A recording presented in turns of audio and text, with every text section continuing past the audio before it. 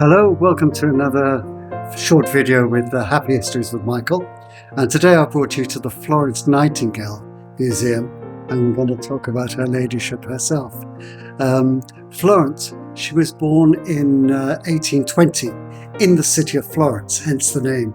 And she was born to a very wealthy family, and she lacked for nothing during her upbringing. And she had very forward-thinking parents, and they appreciated how bright she was and encouraged her in her studies. Florence actually wanted to pursue mathematics at university, but that was kind of a little bit of a step too far for her mother, and she said no. The other thing about Florence, she was a very religious person, and in her teens, about 16 or 17, she maintained that she had a vision, and it was her job to help people.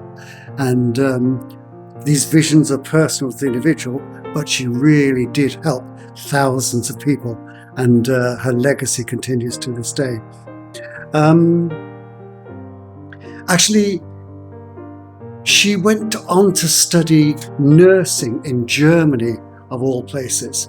But nursing wasn't what it is today. She really came into her own in the 1850s, because of course in 1853, the Crimea War broke out. And it was one of the first wars that was really covered heavily by the media. And there was a journalist called William Howard, and he was writing about what was happening in the war. And the plight of the soldiers was really awful. Of course, in all wars, people suffer traumatic injuries through bullets and explosions. But the thing that was killing the British soldiers was disease, cholera, typhoid, things like this. There was, the military establishment, they needed a professional nursing corps.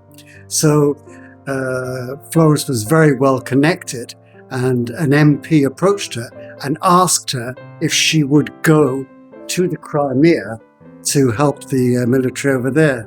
And she was good to her word, and she went over with a group of trained nurses. Now, at the time, they'd been relying heavily on a Catholic order of nurses called the Sisters of Mercy, because they were disciplined, dedicated, and but there weren't enough of them. So Florence, with her sisters, they went over there. Instead of going to the Crimea, they went to Istanbul. And they went to an area which is always called Scutari, I think. I've read it, I've never really heard it pronounced. But actually, the area in Istanbul is called Üsküdar.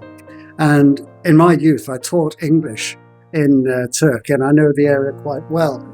But the hospital that was given to the troops was absolutely filthy.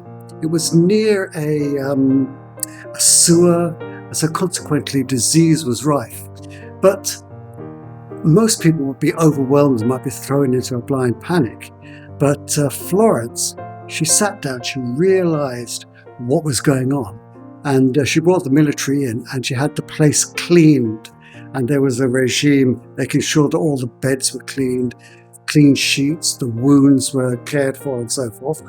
And she turned the whole thing around. And she would work 20-hour days. And, she was absolutely a phenomenon. And at night, she was well known for actually touring the walls with her lamp. So she is called, of course, the Lady of the Lamp. If anybody knows anything about her, it's this fact. We're going through a war in the Crimea at the moment. At the time, what was happening, the Ottoman Empire was collapsing. And the Russians, they wanted to take the Crimean region, which was under Ottoman control, and they maintained that they wanted to protect the Orthodox Christians in Istanbul. But this was just a ruse. They just wanted that land. England and France, they didn't want them, so this is the reason for the war. Another thing was, I know I've traveled in the region, and I remember going to Jerusalem, and the religious minorities were actually protected by the Ottomans. I remember going into the Church of the Holy Sepulchre, and the Church of the Holy Sepulchre. We've got Armenian Christians, Catholics, Protestants, and so on. And I remember seeing an Orthodox service, and a kind of woolly-headed American strolled across in front of the altar, and he was actually hog-marched out by an Orthodox Christian. So there was strife between the various communities. And in fact, the church, the keys to that church, from just after the Crusades until this day, the keys are held by a Muslim family to stop the Christians fighting against each other. So it's a bit offensive when people use excuses like this when they just want to seize land.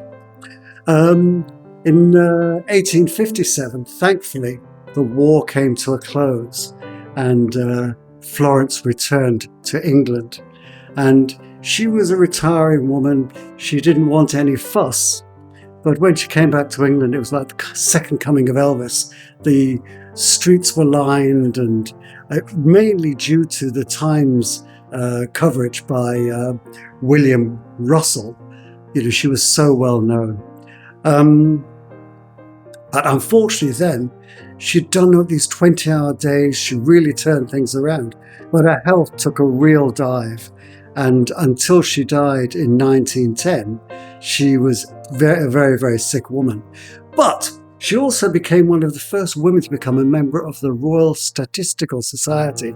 And also, of course, she set up here at St. Thomas's Hospital the nursing school for, so that nursing became a professional organization rather than the slapdash profession it was before.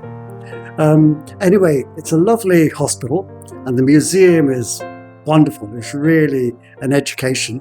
So I encourage you to come when you have some time. Okay, thank you for watching.